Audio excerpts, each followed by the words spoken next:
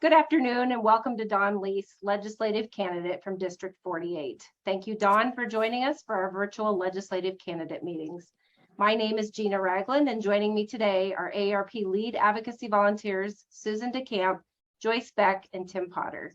We also have the privilege of having David Holmquist, our AARP Nebraska state president, joining us. Emily Wick is also joining to provide some of the technical details for the program. As a reminder, this meeting is being recorded and will be shared with AARP members across your district prior to the election. Dawn, we appreciate your taking the next 30 minutes of your time to meet and discuss issues of importance to the 50+ voter and their families in your district and across Nebraska. As a little background, AARP is the nation's largest nonprofit, nonpartisan organization dedicated to empowering and strengthening people 50 and older to choose how they live as they age. As people live longer, healthier lives, we know we need to think differently about what it means to age. So with that, Dawn, if you want to start us off by giving us just a little background about yourself and your campaign, in 5 minutes or less would be great. And once we've completed that, we'll go into the questions. So with that, Dawn, I'm going to kind of put it back to you. Okay, thank you, Gina, for inviting me to be on. I appreciate that.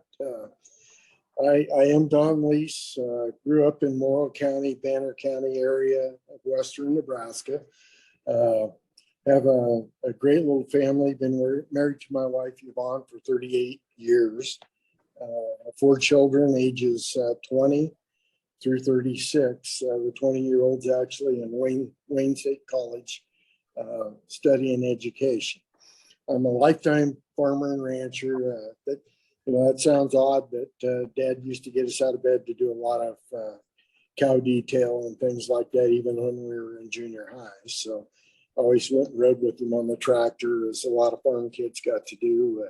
Learned to appreciate cabs really early because we didn't have them. So been active in my community, doing various things. I've served on the Banner County School Board for 6 years. I've served on some NRD committees, first ever water allocation area in the state of Nebraska in Pumpkin Creek, which is covers Banner and Morrill County. As part of that committee to establish that management area. I've been active through recently while I was still ranching with Nebraska Strong Recovery Projects, which help people to connect with resources if they had needs during COVID. That was from August of 20 through December of 21. That kind of probably sparked my ideas. I saw some of the things that were going on with mental health care and education. Sparked my interest in actually being in the legislature.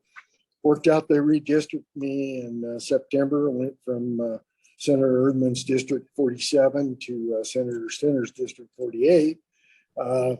Senator Center's terming out, so here I am. I think that's probably the big basis about what I do. Again, I'm a lifelong Nebraskan. Been here in the community for 62+ years. Always have to tell people in Scottsbluff, yeah, I was born down there in the 18th Street Mall. Well, the 18th Street Mall is exactly that now, but there was at one time a hospital there. So that's one of the unique features with the area. So wonderful, Dawn. I appreciate that. I appreciate your background. You know, you have big shoes to fill with Senator Stinner leaving, but I'm sure you're up for the challenge. We provided you ahead of time with a set of 3 issues containing 4 questions pertaining to the 50+ in Nebraska. Again, we're looking to allot 5 minutes discussion for each of our questions. So the first one, we'll just jump right in here, is on health, caregiving, and home and community-based services. And Susan DeCamp, one of our volunteers, is going to take that. So Susan, I'll hand it to you. Thanks, All right. Tina. Hi, Don. Thanks for being with us, and it's nice to meet you. So home and community-based services, also known as HCBS, provides an array of services designed to assist individuals with daily activities, living activities that promote independence to support them to age in place or delay institutional care. A family caregiver is any family member, friend, or acquaintance who cares for another person that is unable to live independently, and often they give that care without pay. Telehealth services can be significant for older adults in rural areas particularly, or underserved communities, while also providing support to the family caregivers by reducing their travel and wait periods and the costs associated with in-person care. So we have a couple of questions for you. The first question is, what will you do to support the 240,000 unpaid family caregivers in Nebraska through policies such as enhanced respite services, access to telehealth, caregiving education and training, and help with out-of-pocket costs? And then our second question is, what will you do to protect and/or expand the home and community-based services program, particularly in the area of recruitment and retention of sufficient workforce and adequate funding of the services that Nebraskans and their families rely on? Those are pretty big questions, honestly. My familiarity with elder health care in the community here is through the aging office and groups like Home Instead, both of which can provide or connect people to health care or home care as they age in the population. Home Instead, of course, is designed as a private company, but it's designed to offer minimal assistance to fairly substantial assistance in the home for folks that are unable to do all the things they need to do to care for themselves. So I certainly support those kind of things that are available. We have some real issues in rural Nebraska with finding people that are qualified to come in and offer care. Even finding somebody to do basic housekeeping chores in Banner County is virtually an impossibility. So if we are able to find somebody, often they're a close neighbor or a relative. I think we need to find creative ways to support those relatives that are taking the place of people that could be there and be paid. And if we're going to pay somebody, why not pay a relative? I've never really understood that. I guess why we can't do that. Seems like there ought to be some ways to make that kind of care available to folks. So, part of the things that we have to look at are accessibility, wheelchair accessibility, handicap accessibility to homes. We have a lot of homes that are aged and are not handicapped accessible. We need to encourage those, and I think we have some possibilities using some tax credit type things, both for new construction and for remodeling in older houses.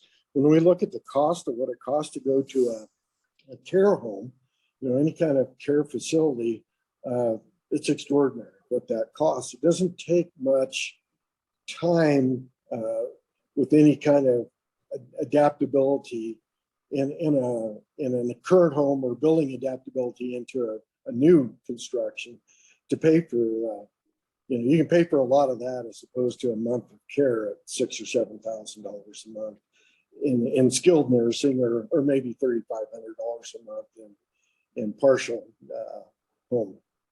So I guess that's what I would look at, is using tax credits of some kind, or maybe we can do a property tax credit for folks that want to deal with making their homes more accessible. That doesn't really help us in terms of getting people to come take care of those folks. It's a hard thing. We don't have enough semi-skilled folks that are able to do that kind of stuff. And if you consider my dad, who aged out in his family home that he lived in, well, not quite all his life, but darn close to it, 40 miles from town. Very, very difficult to get anybody to come in and take care of him.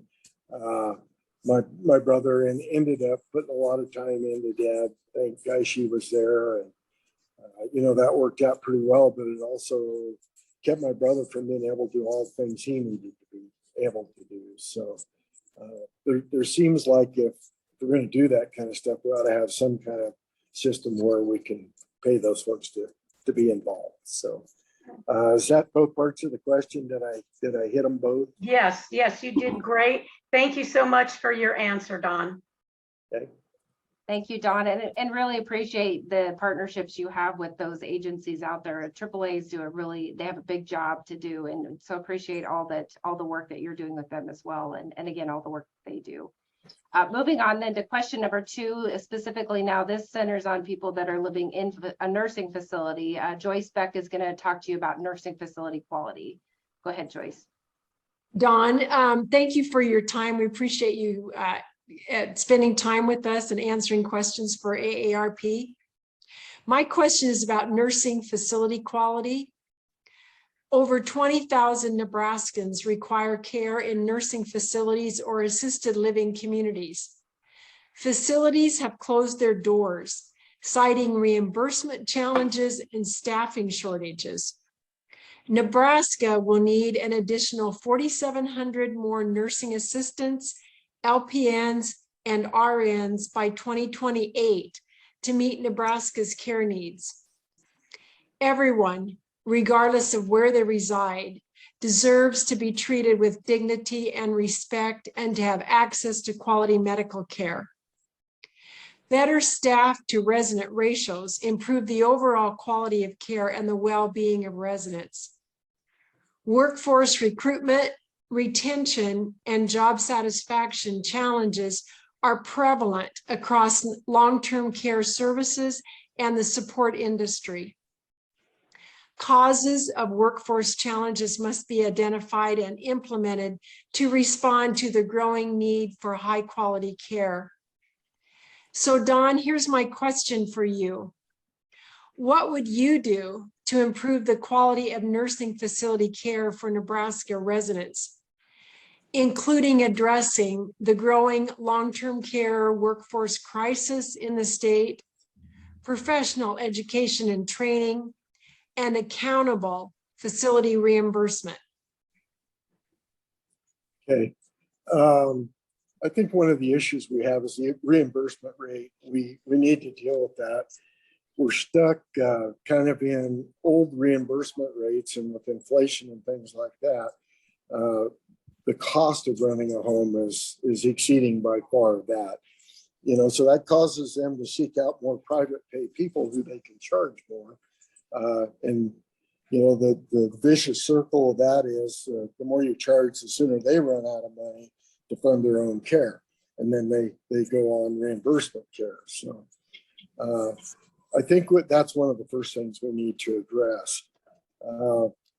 By and large, I see a great quality of care here in western Nebraska in the Scottsbluff area. And Scottsbluff is kind of a hub for the entire panhandle in terms of a place that people go. It's not that there aren't homes in Sydney or Kimball or Bridgeport or Baird, but there's just a concentration here. So we have a greater need, therefore, for people to help in those facilities, skilled care.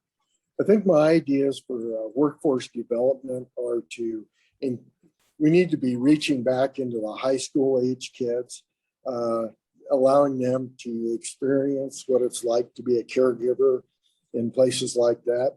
Our public schools have been geared towards higher education, university education. And what we know in reality is a lot of these young people are not really that goal oriented. We need plumbers, electricians, CNAs, LPNs, and RNs, which are not necessarily a 4-year degree program.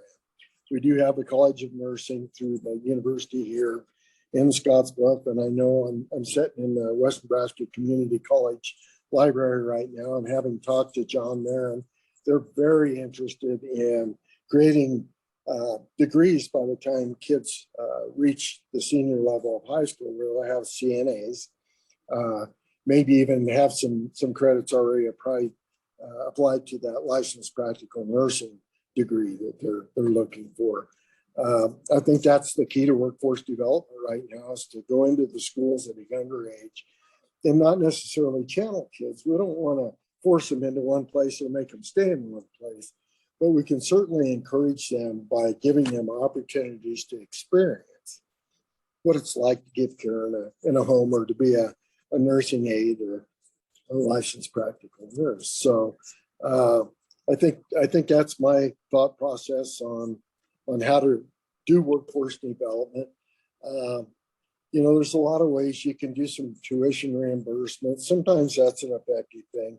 But a lot of times, if you're doing these programs through the college in the high school as a dual credit program, those are so minimally costing that, you're talking $50 for 4 credit hour class, and things like that. So I think those are some unique opportunities.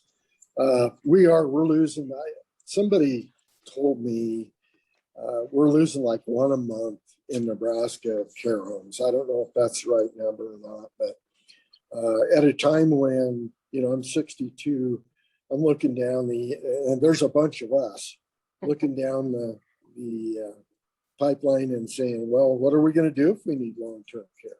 Where are we going to go? We're not getting necessarily more facilities, we're getting less. That's not probably a good plan given the aging population we have. So. Well, thank you, Don, for your answer. I appreciate it. Thank you, Donna, and appreciate the intergenerational investing in your future concept with, talking to kids when they're early and making some influences in some of the later life changes. Our last question or final question for discussion today centers around livable communities and helping people stay in their home. And Tim Potter is going to take that. So Tim, I'll throw that one back to you. Okay, thanks, Gina. And thanks, Don, for doing this today. A livable community is safe and secure, offers affordable housing and transportation options that allow individuals to travel by multiple means and provides supportive community features and services for people of all ages, allowing people to remain in their communities as they age. Affordable and reliable healthcare and transit options are critical to support older Nebraskans aging in place. High-speed internet should be affordable, reliable, and accessible for all Nebraskans. Digital skills development is also essential to obtaining the benefits of high-speed internet access in the home. So my question is, what will you do to ensure all Nebraskans, mainly those 50 plus, have access to livable communities which offer affordable housing, diverse transportation options, adequate health care, and affordable, reliable, and accessible high-speed internet, including digital skills development? I think I'll do the digital skills development, reliable internet. I believe most urban communities have a pretty good setup for that. I mean, one of the things that a lot of our aging population are going to have is connective skills. You take guys my age and younger, we've been using computers. COVID forced us to use them a lot more to do Zoom meetings and different things like that. I think that could be something the aging office might be able to help with, is making sure people are connected, especially in rural areas. Making sure not only that they're connected, but they have the proper equipment to actually connect with the people they want to. Video, FaceTime, things like that are just really, they're new, but they're a really great option for a lot of folks to be able to connect with their kids that are a long distance away, or to connect with telehealth and things like that, as is Zoom or some of the other WebEx type programs. And I think it's just essential that we have that ability to connect with the other communities. Could you repeat the first part of the question again? Yeah, there was kind of a lot packed into that. Livable communities also involves affordable housing, diverse transportation options, and we sort of addressed healthcare, but not so much the affordable housing and transportation options part of it. Well, the best affordable housing is the housing you're living in, and making it accessible and usable for a person as they age. Again, that goes back to widening doors and hallways, especially in new construction. And if we can figure out ways to do some of those that are compatible, that doesn't make much much sense to retrofit a three-story house with accessibility unless you're planning on just living on the bottom floor. We need to make sure we're building some communities that have ground level entrances to where people can access the home through the doors, proper size hallways, proper size bathrooms, things like that. We need some folks probably that are working with contractors in the areas, different areas of Nebraska, to help them think through the process of how we make this house as we're building it as accessible as possible for the longest period possible for the person who's living there. I think that's, the only way. It's just going to take time to retrofit some of the houses. And as we do new construction, that's a long ways down the road in terms of the necessity to have that if you're going to live in the house your whole life. Transportation is kind of crucial, especially in western and rural Nebraska. We've found that it's very difficult for people to get not only from one side of Scottsbluff or Gearing to the other side of Scottsbluff or Gearing, but it's nearly impossible for someone to get from Scottsbluff to Kimball or from Scottsbluff to a medical appointment, say in Colorado. Here we use the Front Range of Colorado as our specialty medicine. Fortunately, we have some far-thinking, wise people in Kimball County down here in the south end of the 48th district who have developed a countywide transportation system, which is now basically covering a good part of the Panhandle. We also have the Roadrunner here in Scottsbluff, which allows folks to be able to be transported from one side of the town to the other. Some of them are handicapped accessible. These are critically necessary, unfortunately, fairly expensive operations. The Kimball County Transit Authority relies on a fairly large federal grant. And we all know what happens when you have federal grants. Eventually, you have to come up with local funds to operate those systems as the federal grants expire. But we have to think in terms of how do we want to treat our own? Okay. They deserve to have access to the grocery stores from their houses. They deserve to be able to go from Kimball to Scottsbluff to a doctor's appointment, or if they have medical treatment that needs to have them travel across the state, they need ways to be able to do that. Not all care is available here in Scottsbluff, and I can certainly tell you we're going to need more specialists in our aging population in Scottsbluff, and we need to be able to attract those folks here. There's so many advantages to live in the larger metropolitan areas in terms of available healthcare, different types of healthcare, and just the availability of healthcare. We have a smaller regional hospital out here, and we have some really outstanding local hospitals. Kimball's working very diligently to build theirs. It's going to be a really nice facility. And those are great, but a lot of times we can't offer the specialty stuff there unless we can convince somebody to travel in or to relocate and then spread out through the local area. We need ways to encourage doctors and caregivers to do that, to relocate to the centralized community and be able to then connect to multiple local hospitals in the Panhandle. We think of, in terms of care, like Lincoln has a pretty wide-based care system, as does Omaha. The Panhandle in Nebraska, I forget the number of square miles, but they're about 86,000 people, and it's 100 by about 80 miles. So, pretty darn big area to get people around. So we're going to rely a lot on these transit systems in the future to connect. And of course, we're entering a time where automobiles are going to be harder to come by because they're just not making them right now. And other issues with transportation in there, costs are going to, or just continuing to escalate, basically. So we need the public transportation, is what I'm saying, bottom line. Yeah. Okay, well, I appreciate your answers to that question. Thank you, Dawn. We're now kind of coming to the end of our 30 minutes, so I do want to offer you, before we close out, any final closing thoughts or comments that you might have that you want to say to our members and the constituents of your district. So again, there's just a couple minutes left remaining in our 30 minutes, so I will put it back to you. If you have any thoughts to close out with, please feel free to do so.